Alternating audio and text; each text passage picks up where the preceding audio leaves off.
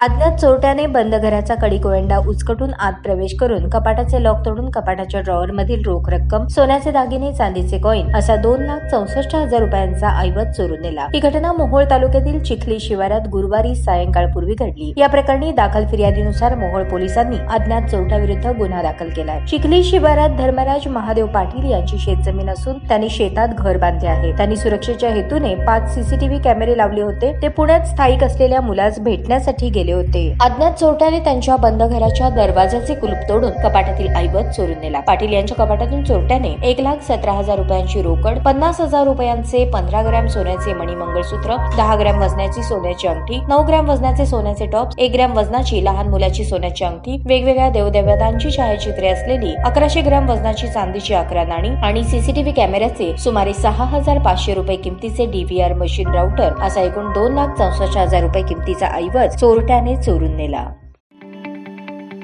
ताज्या बातम्या पाहण्यासाठी प्राईम महाराष्ट्र न्यूज चॅनलला सबस्क्राईब करा।